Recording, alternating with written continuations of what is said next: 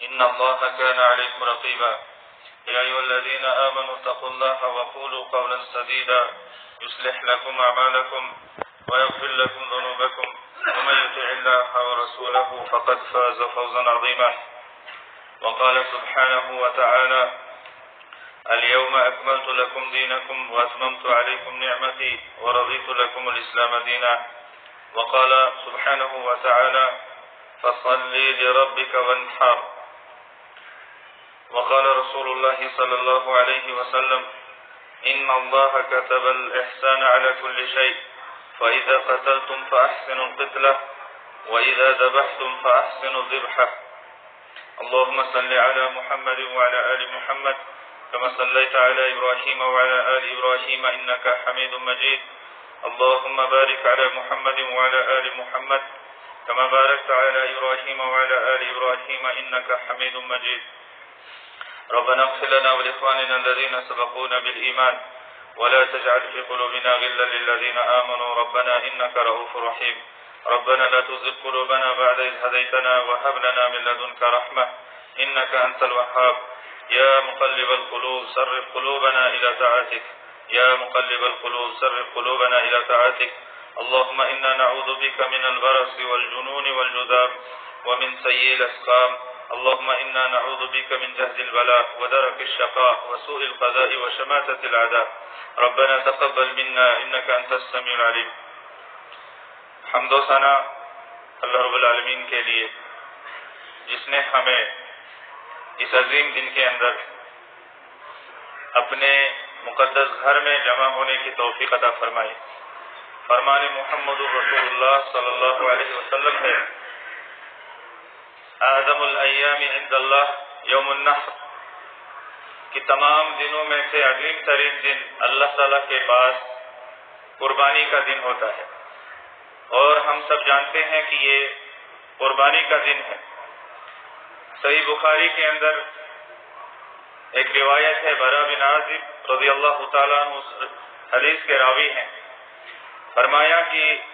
رسول اللہ صلی اللہ علیہ وسلم نے ارشاد فرمایا ان اول ما نبدأ به في يومنا هذا ان نصلي، کہ اس دن کے اندر سب سے پہلا کام جو ہم کریں گے وہ یہ ہے کہ ہم نماز ادا کریں گے، دوگانہ نماز عید ادا کریں گے. فرمایا رسول اکرم صلی اللہ علیہ وسلم نے ثم نرجع فننحر، پھر ہم واپس جائیں گے اور پھر ہم اپنی قربانیوں کو ذبح کریں گے. فمن فعله فقد اصاب سنتنا، جس نے ایسا کیا تو اس نے ہماری سنت پر عمل کیا. پہلے نماز پڑھی، اس کے بعد قربانی کے جانور کو ذبح کیا. جس نے یہی طریقہ اپنایا تو اس نے ہماری سنت کو پا لیا، اس نے ہماری سنت پر عمل کیا. تو یہ عید کا پیغام ہے کہ ہمیں قربانی بھی سنت کے مطابق انجام دینی ہے، اور قربانی بھی سنت کے مطابق نماز عید کے بعد ذبح کرنی ہے. تو یہ ایک مثال ہے. ایسے ہی تمام کاموں کے اندر، تمام اعمال کے اندر ہمیں محمد الرسول اللہ صلی اللہ علیہ وسلم کی سنت اور آپ کے طریقے کو اور آپ صلی اللہ علیہ وسلم کے منہج کو مد نظر رکھنا ہے. تب جا کر ہماری عبادتیں، ہماری قربانیاں، ہمارے اعمال اور ہماری تمام عبادتیں قبول ہوں گی. جب رسول اکرم صلی اللہ علیہ وسلم کی سنت کی پیروی ان اعمال کے اندر ہوگی. ایک صحابی جن کا نام حدیث کے اندر آیا ہے ابو بردہ بن نیار، انہوں نے قربانی کے جانور کو نماز عید سے پہلے ہی ذبح کر لیا تھا. تو یہ آ کر رسول اکرم صلی اللہ علیہ وسلم کی خدمت میں عرض کرنے لگے اے اللہ کے رسول صلی اللہ علیہ وسلم، میں نے اپنے جانور کو پہلے ہی ذبح کر لیا ہے. تو آپ صلی اللہ علیہ وسلم نے فرمایا کہ یہ تو تم نے اپنے اہل و عیال کے لیے گوشت کا انتظام کیا ہے، یہ قربانی نہیں ہے. معلوم ہوا جس نے سنت کی مخالفت کی اس کی عبادت قبول نہیں ہوگی. جس نے سنت کے مطابق عمل نہیں کیا،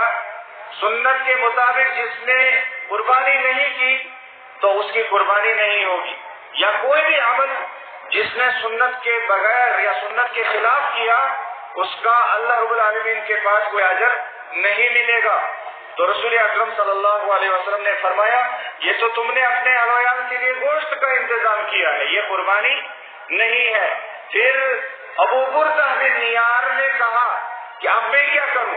اب میرے لیے حل کیا ہے؟ مجھے پتا نہیں تھا کہ نماز عید سے پہلے قربانی ذبح نہیں کرنی چاہیے، مجھے یہ پتا نہیں تھا، اب میرے لیے حل کیا ہے؟ تو رسول اکرم صلی اللہ علیہ وسلم نے ابو بردہ کو صرف اجازت دی، کیونکہ ابو بردہ نے کہا کہ میرے گھر میں ایک بکری کا بچہ ہے، اب میں کیا اسی کو قربانی کی جگہ میں ذبح کر لوں؟ تو آپ صلی اللہ علیہ وسلم نے اجازت دی، کہا کہ یہ صرف پوری امت میں تمہارے لیے ہے کہ تم اس بکری کے بچے کو اب قربانی کے بدلے میں ذبح کر سکتے ہو، اور تمہاری قربانی میں وہ بچہ قبول ہو جائے گا، اور کسی امتی کے لیے یہ جائز نہیں ہے کہ وہ بکری کا بچہ قربانی میں ذبح کرے۔ تو بہرحال اس طرح سے رسول اکرم صلی اللہ علیہ وسلم عید الاضحیٰ کے دن شروعات نماز عید سے کیا کرتے تھے، پھر لوگ اپنے گھروں کو جا کر قربانی ذبح کرتے تھے، اللہ کے حضور قربانیاں پیش کرتے تھے۔ انس بن مالک رضی اللہ تعالی عنہ بیان کرتے ہیں کہ رسول اللہ صلی اللہ علیہ وسلم نے ارشاد فرمایا من ذبح قبل الصلاۃ فإنما ذبح لنفسه، جس نے نماز عید سے قربانی کا جانور ذبح کیا اس نے اپنے لیے گوشت کا انتظام کیا۔ فرمایا ومن ذبح بعد الصلاۃ فقد تم نسکہ، اور جس نے نماز کے بعد قربانی ذبح کی اس کی قربانی پوری ہوئی، اس کی قربانی قبول ہوئی۔ وَأَصَابَ سُنَّةَ الْمُسْلِمِينَ، اور اس نے مسلمانوں کی سنت، مسلمانوں کے طریقے پر عمل کیا۔ اور یہ حدیث امام بخاری نے اور امام مسلم نے اپنی اپنی صحیح میں لائی ہے۔ میرے محترم سامعین، میں نے شروع میں ہی قرآن مجید کی ایک آیت تلاوت کی، اس میں اللہ رب العالمین نے ارشاد فرمایا ہے اليوم اکملت لکم دینکم، کہ آج کے دن میں نے تمہارے لیے تمہارے دین کو مکمل کر دیا۔ وَأَتْمَمْتُ عَلَيْكُمْ نِعْمَتِي، اور میں نے تمہارے اوپر اپنی نعمتوں کو پورا کر دیا۔ وَرَضِيتُ لَكُمُ الْإِسْلَامَ دِينًا، اور میں نے تمہارے لیے اسلام کو دین کے طور پر پسند کر لیا ہے۔ اور ہمیں یہ معلوم ہونا چاہیے کہ یہ آیت اس وقت نازل ہوئی جب رسول اللہ صلی اللہ علیہ وسلم میدان عرفات کے اندر نوز الحج کو حج کا خطبہ ارشاد فرما رہے تھے۔ تو اس دن کے اندر سن 10 ہجری میں نوز الحج کو یہ آیت نازل ہوتی ہے، اور اس میں اعلان ہو جاتا ہے کہ اسلام مکمل ہو چکا ہے، اب اسلام کے اندر نہ کسی چیز کو داخل کرنے کی ضرورت ہے اور نہ ہی اسلام سے کسی چیز کو گھٹانے یا کم کرنے کی ضرورت ہے۔ اسلام اس دن مکمل ہو چکا ہے، اور جو اسلام محمد الرسول اللہ صلی اللہ علیہ وسلم نے صحابہ کو بتایا وہی اسلام ہمارے لیے بھی ہے، اور یہ اسلام تب سے لے کر آج تک نہیں بدلا گیا ہے اور قیامت تک نہیں بدلا جائے گا۔ اِنَّا نَحْنُ نَزَّلْنَا الذِّكْرَ وَإِنَّا لَهُ لَحَافِظُونَ، ہم نے ہی اس قرآن مجید کو، اس ذکر کو،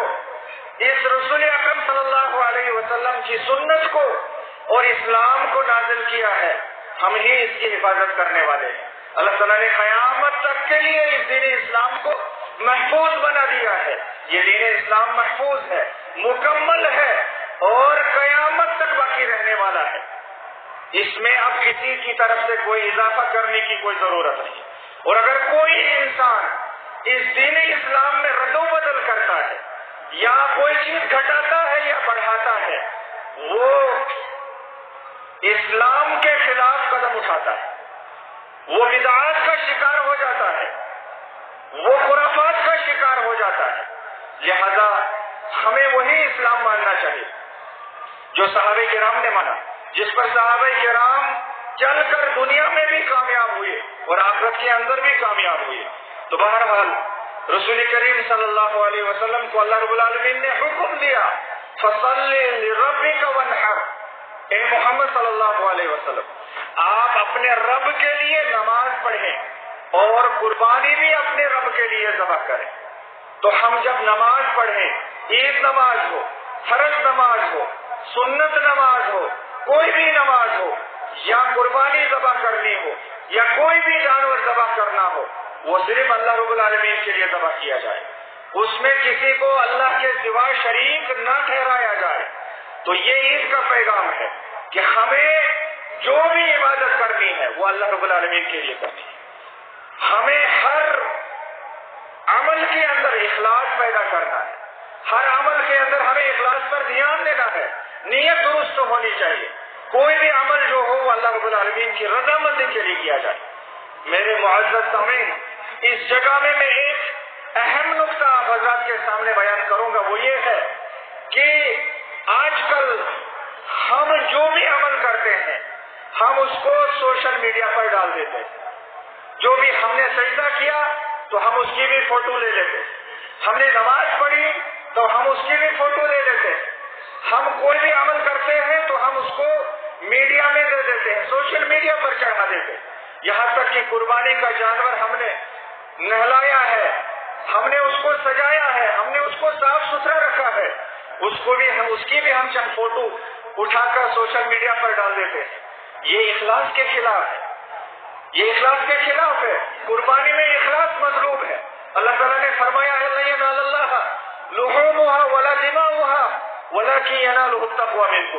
اللہ رب العالمین کو قربانی کا گوشت درکار نہیں، اللہ تعالیٰ کو قربانی کا خون بھی درکار نہیں ہے، اللہ تعالیٰ کو تمہارا تقویٰ چاہیے، اللہ رب العالمین کو ہمارا اخلاص چاہیے، ہماری نیت کی درستگی چاہیے۔ تو ہم ہر عمل کی فوٹو یا ہر عمل کی تصویر سوشل میڈیا پر ڈال دیتے ہیں، یہ انتہائی خطرناک عمل ہے، اس سے ہمیں بچنا چاہیے۔ اور ویسے بھی ہمیں یہ حدیث بھی ذہن میں رہنی چاہیے، محمد الرسول اللہ صلی اللہ علیہ وسلم نے ارشاد فرمایا اشد الناس عذابا یوم القیامہ المصورین، کہ قیامت کے دن سب سے زیادہ سخت عذاب تصویریں بنانے والوں کو ہوگا۔ ہم خامخواہ دن بھر تصویریں بناتے رہتے ہیں، سوشل میڈیا پر ڈالتے رہتے ہیں، اس سے ہم سب کو باز آ جانا چاہیے۔ قیامت کے دن اللہ رب العالمین اس انسان سے کہے گا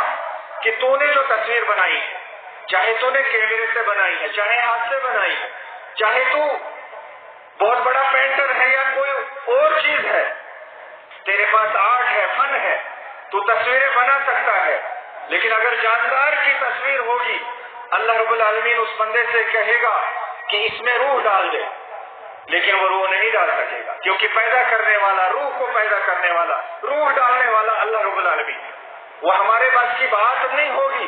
تو پھر اللہ رب العالمین اس بندے کو عذاب کرے گا۔ لہذا ان چیزوں سے ہمیں بچنا ہے۔ قربانی ایک عبادت ہے، اس کو عبادت ہی رہنے دیجیے۔ قربانی ایک شعیرہ ہے، اللہ رب العالمین کی نشانیوں میں سے ایک نشانی ہے، سنت ابراہیمی ہے، سنت محمدی ہے صلی اللہ علیہ وسلم، اس کو یہی رہنے دیجیے۔ اس کی تصویریں، اس کا فوٹو یا اس کی شہرت آپ فیس بک پر یا ٹویٹر پر یا انسٹاگرام پر یا اس طرح کے جو دوسرے پلیٹ فارمز ہیں سوشل میڈیا کے، وہاں پر آپ اس کی تصویریں شیئر نہ کریں، اس طرح سے قربانی کا جو ثواب ہے وہ ضائع ہو جائے گا۔ اور اس لیے ہم نے قربانیاں ذبح نہیں کی ہیں کہ ہم گوشت کھائیں اور ان کا ثواب ہمیں نہ ملے، اس لیے تو ہم نے قربانیاں نہیں کی ہیں۔ تو بہرحال بہت سارے مسائل ہیں، بہت ساری باتیں ہیں، مجھے مختصراً چند باتیں آپ کے سامنے رکھنی ہیں، کچھ باتیں میں نے آپ کے سامنے رکھ دی ہیں، چند ایک باتیں پھر سے آپ کے سامنے رکھ رہا ہوں۔ اور محمد الرسول اللہ صلی اللہ علیہ وسلم کا فرمان ہے، فرمایا کہ اللہ رب العالمین نے احسان کو ہر چیز پر فرض کر دیا، ایک انسان کو ہر چیز کے ساتھ احسان کرنا ہے، یہ اللہ تعالیٰ نے ہم پر فرض کر دیا۔ پھر فرمایا فَإِذَا قَتَلْتُمْ فَأَحْسِنُوا الْقِتْلَةَ، جب تم قتل کرو تو بہترین انداز کے ساتھ قتل کرو۔ مثلا کسی مجرم کو پھانسی کی سزا آ گئی، عدالت نے اس کو پھانسی کی سزا سنائی ہے، تو اسلامی نظام کے تحت، اسلامی عدالت کے تحت، اسلامی قانون کے تحت اگر اس کو پھانسی کی سزا ہے یا اس کو قتل کے بدل قتل کیا جائے گا، تو یہ قتل کرنا اس میں بھی احسان ہونا چاہیے، اس کو قتل بھی احسان کے ساتھ کیا جائے، اس میں بھی حد سے تجاوز نہ کیا جائے۔ اگر اس انسان کو قتل کرنا مقصود ہے تو قتل سے پہلے اس کو سزا دینا، قتل سے پہلے اس کو تکلیف دینا، اس کے جسم کو کاٹنا یا اس کے جسم کو لاٹھیوں سے یا ڈنڈوں سے مارنا، یہ اسلام نے حرام کرا دیا۔ اس کو قتل کرنا ہے تو اس کو اتنا ہی کیا جائے، اس کے ساتھ وہی سلوک کیا جائے، تو اس میں بھی احسان۔ اور فرمایا وَإِذَا ذَبَحْتُمْ فَأَحْسِنُوا الذِّبْحَ، جب تم ذبح کرو تو بہترین طریقے سے ذبح کرو۔ تم میں سے ایک آدمی کو چاہیے کہ وہ چھری کو پہلے ہی تیز کر لے اور جانور کے سامنے چھری کو تیز نہ کرے،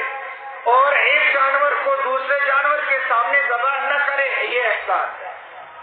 اور اپنے ذبیحے کو، اپنی قربانی کو آرام پہنچانے کی کوشش کرے۔ اسلام نے ہر جگہ احسان کا حکم دیا ہے، نیک سلوک کا حکم دیا ہے۔ توحید کے اندر بھی احسان ہونا چاہیے، ماں باپ کے ساتھ سلوک کے اندر بھی احسان ہونا چاہیے، انسان کی بات میں بھی احسان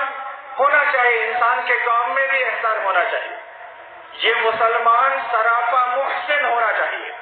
دوسروں کے لیے محسن، احسان کرنے والا، وہ چاہے جانور ہو، وہ چاہے انسان ہو، وہ چاہے مسلمان ہو، وہ چاہے غیر مسلم ہو، وہ چاہے کوئی اور ہو، ہر ایک کے ساتھ اسلام نے احسان کا حکم دیا ہے، نیک برتاؤ کا حکم دیا ہے۔ میں کل امام کعبہ کا حج کا خطبہ سن رہا تھا، تو انہوں نے بھی سارا خطبہ، حج کا خطبہ احسان کے موضوع پر دیا، تو اسی لیے میں نے سوچا کہ میں بھی آپ حضرات کے سامنے یہ پیغام رکھوں، میں بھی آپ حضرات کے سامنے یہ عالمی پیغام رکھوں، انٹرنیشنل پیغام رکھوں، وہ ہے احسان کا پیغام، کہ ہمیں ہر مخلوق کے ساتھ، وہ جانور ہے، وہ کیڑا مکوڑا ہے، وہ کیا ہے، کوئی بھی ہے، اس کے ساتھ ہمیں احسان کرنا ہے، اس کے ساتھ ہمیں نیک برتاؤ کرنا ہے، حسن سلوک کرنا ہے، اس کے ساتھ ہمیں بھلائی کا برتاؤ کرنا ہے۔ اس لیے رسول اکرم صلی اللہ علیہ وسلم نے ان عام الفاظ کے اندر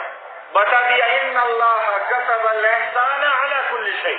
کہ اللہ رب العالمین نے احسان کو ہر چیز پر فرض کر دیا ہے، ہر چیز کے ساتھ ہمیں احسان کرنا ہے، نیک برتاؤ کرنا ہے۔ تو یہی اس کا پیغام ہے،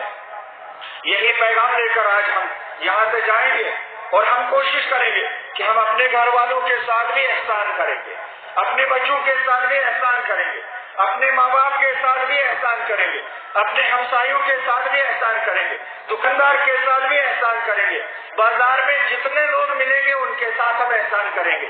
ان کے ساتھ ہم نیک برتاؤ کریں گے، جانور ہو اس کے ساتھ بھی ہم احسان کا برتاؤ کریں گے، چاہے کوئی بھی ہو، کوئی بھی مخلوق ہو، اس کے ساتھ ہم احسان کا معاملہ کریں گے، بھلائی کا معاملہ کریں گے، اس کے ساتھ ہم ظلم و زیادتی کا معاملہ نہیں کریں گے، اس کے ساتھ ہم تکلیف کا معاملہ نہیں کریں گے، تکلیف نہیں دیں گے۔ محمد رسول اللہ صلی اللہ علیہ وسلم نے یہی بات دوسری ایک حدیث کے اندر ارشاد فرمائی ہے، فرمایا المسلم من سلم المسلمون من لسانه ویدہ، کہ مسلمان تو وہ ہے جس کے ہاتھ سے، جس کی زبان سے دوسرے مسلمان محفوظ رہے۔ تو ہماری زبان سے، ہمارے ہاتھ سے، ہمارے شر سے، ہماری برائی سے، ہماری تکلیف سے کوئی بھی دوسرا انسان محفوظ رہے، یہی مسلمانی ہے، یہی مسلمان کا وسیلہ ہونا چاہیے، یہی مسلمان کا شعار ہونا چاہیے۔ تو بہرحال قربانیوں کی ہمیں تعظیم کرنی ہے، قربانی ایک عظیم عبادت ہے۔ اللہ رب العالمین نے فرمایا وَمَن يُعَظِّمْ شَعَائِرَ اللَّهِ فَإِنَّهَا مِن تَقْوَى الْقُلُوبِ، قربانی کا مقصد تقوی کا حصول ہے، تقوی آ جانا چاہیے، نیت درست ہو جانی چاہیے، ہمارے عمل کے اندر اخلاص آ جانا چاہیے۔ تو اللہ رب العالمین نے اسی لیے فرمایا کہ جو اللہ تعالیٰ کے شعائر کی تعظیم کرتا ہے یہی دل کا تقوی ہے۔ تو قربانی کی تعظیم ہمیں کرنی، قربانی ایک مقدس عبادت ہے، ایک بابرکت عبادت ہے، ایک پاک عبادت ہے، اس کی ہمیں تعظیم کرنی ہے۔ تو بہرحال میں زیادہ تفصیلات میں نہیں جاؤں گا، خطبہ ختم ہونے سے پہلے میں آپ حضرات کے سامنے یہ اعلان کروں گا کہ مسجد شریف جس میں آپ بیٹھے ہیں اس کا بہت سارا کام ہو چکا ہے اور بہت سارا کام باقی ہے، اور اس کے علاوہ بھی ہمیں مسجد شریف کی تعمیر کرنی ہے۔ تو لہٰذا میں آپ سبھی حضرات کے سامنے یہ گزارش رکھوں گا، مؤدبانہ احتراماً یہ گزارش رکھتا ہوں کہ اس مسجد شریف کے لیے آپ بھرپور تعاون دیں گے۔ آج تک بھی آپ ہی لوگوں نے دیا، ہم نے مسجد تعمیر کی، آج کے بعد بھی آپ ہی دیں گے، ہم مسجد کو تعمیر کریں گے، اور آج بھی آپ دیں گے، اللہ تعالیٰ آپ کے مال میں برکت عطا فرمائے گا۔ تو بہرحال میں چند جوانوں سے گزارش کروں گا کہ آپ حج شریف کے لیے چندہ جمع کریں، اور بعد نماز آپ مدرسہ سلفیہ سنابل جو زیر تعمیر ہے آپ کی نگاہوں کے سامنے ہے، اس کے لیے بھی آپ بھرپور تعاون پیش کریں گے، اور جس کو بھی آپ دینا چاہیں گے آپ نے اللہ کے راستے میں خرچ کریں، اللہ تعالیٰ آپ کے مال میں برکت عطا فرمائے، اللہ تعالیٰ ہماری تمام مشکلات کو آسان فرمائے۔ تو میں آپ کا شکریہ بھی ادا کرنا چاہوں گا کہ جب بھی ہم نے آپ کے سامنے کوئی اپیل رکھی، کوئی گزارش رکھی، آپ نے اس کو خالی نہیں جانے دیا۔ جب بھی ہجوہ کے متاثرین کے لیے آپ کو پکارا گیا آپ آگے آئے، اور اس طرح سے مساجد، مدارس، سائلین کے لیے ہم آپ کے سامنے آتے رہتے ہیں۔ آپ ہر وقت اپنا دست دینے والا بنا رہے ہیں، اپنا ہاتھ دینے والا بنا رہے ہیں، آپ دیتے ہیں، آپ لوگوں میں خرچ کرتے ہیں۔ اللہ تعالیٰ آپ کی تمام مشکلات کو آسان فرمائے، اللہ تعالیٰ آپ کی تمام پریشانیوں کو دور فرمائے، اللہ رب العالمین ہماری تمام بیماریوں کو دور فرمائے، ظاہری، باطنی، جسمانی، روحانی ساری بیماریوں کو اللہ رب العالمین دور فرمائے، اللہ رب العالمین ہمارے اموات کی مغفرت فرمائے، اللہ تعالیٰ ہمارے جو بھی دنیا سے چلے گئے ہیں پروردگار ان کی مغفرت فرما، پروردگار ان کے درجات بلند فرما، ہمارے والدین میں سے دونوں یا دونوں میں سے کوئی ایک اگر اس دنیا سے چلا گیا ہے پروردگار اس کی مغفرت فرما، اور اگر زندہ ہے دونوں ہے یا دونوں میں سے کوئی ایک زندہ ہے پروردگار ان کو صحت عطا فرما، ایمان عطا فرما، تندرستی عطا فرما، نیک عمل کرنے کی توفیق ان کو عطا فرما، پروردگار تمام عالم اسلام کے اندر جو بھی بیمار ہے پروردگار سب کو شفا نصیب فرما، وبائی بیماریوں کو دور فرما، تمام قسم کی آفات کو دور فرما، پروردگار تمام قسم کی بلیات کو، مصیبات کو دور فرما۔ بہت سارے حضرات نے مسجد شریف کے لیے نذرانہ پیش کیا ہے، ایک صاحب والدین کے نام 5 سال سے 100 روپیہ دے رہے ہیں، اللہ تعالیٰ ان کی مغفرت فرمائے، کوٹ سے ایک صاحب 200 روپیہ دے رہے ہیں، پروردگار ان کا دینا قبول فرما، پروردگار ان کے جو بھی نیک مرادیں ہیں پروردگار اس میں ان کو کامیابی عطا فرما، ان کے والدین کی مغفرت فرما، اور ایک صاحب 5 سال سے 100 روپیہ دے رہے ہیں، پروردگار ان کا دینا بھی قبول فرما، ایک اور صاحب 5 سال سے والدہ کے نام 50 روپیہ دے رہے ہیں، پروردگار ان کا دینا بھی قبول فرما، اور ایک صاحب 100 روپیہ دے رہے ہیں، اور ایک صاحب 100 روپیہ، اور ایک صاحب 100 روپیہ، اور ایک صاحب اعلیٰ سے 50 روپیہ، اور انہوں نے اپنے اموات کی مغفرت کے لیے دعا کی درخواست کی، اللہ تعالیٰ ان کے اموات کی مغفرت فرما، اور ایک صاحب سیرت سے 300 روپیہ، اور ایک خاتون سیرت سے 50 روپیہ، اور ایک ہمشیرہ سیرت سے 100 روپیہ، اور ایک صاحب والدین اور اہلیال کے لیے دعا شفا کی درخواست کرتے ہیں، اللہ تعالیٰ ان کے اہلیال کو، ان کے والدین کو شفا نصیب فرمائے، 500 روپیہ دے رہے ہیں، اور ایک صاحب والدہ کے نام دعائیں مغفرت کی درخواست کرتے ہیں، اور ایسارے ثواب کے لیے اور اولاد صالح کے لیے اور اولاد کے لیے ہدایت کی دعا کی درخواست کرتے ہیں، 300 روپیہ دے رہے ہیں، پروردگار ان کی والدہ کی مغفرت فرما، اور ان کو اولاد صالح عطا فرما، اور ان کے اولاد کو ہدایت عطا فرما۔ کوٹ سے ہی ایک اور صاحب والدہ کے نام 500 روپے دے رہے ہیں، اور بچی کے نام 500 روپے دے رہے ہیں، اللہ تعالیٰ ان کا دینا قبول فرمائے، اللہ تعالیٰ ان کی والدہ کی مغفرت فرمائے، اور ان کی بچی کے جو درجات ہیں ان کو بلند فرما، اور آجو سے شبیر احمد صاحب والد صاحب کے نام 500 روپے دے رہے ہیں، اللہ تعالیٰ ان کا دینا بھی قبول فرمائے، اور طویلہ سے ایک صاحب کا ایکسیڈنٹ ہوا ہے، ان کے نام دعائیں شفا کے لیے 100 روپیہ دیا ہے، اللہ تعالیٰ ان کو شفا نصیب فرمائے، اللہ تعالیٰ ان کی تمام تکلیفوں کو دور فرمائے، اور ایک صاحب آنجوز سے 50 روپیہ، ایک اور صاحب آنجوز سے 100 روپیہ، کوٹ سے ایک صاحب 100 روپیہ، اور ایک صاحب اپنی بچی کے لیے دعا کی درخواست، دعائیں خیر کی درخواست کرتے ہیں، 500 روپے دے رہے ہیں، اللہ تعالیٰ ان کی بچی کو خیر عطا فرمائے، برکت عطا فرمائے، ہدایت عطا فرمائے، تندرستی عطا فرمائے۔ ایک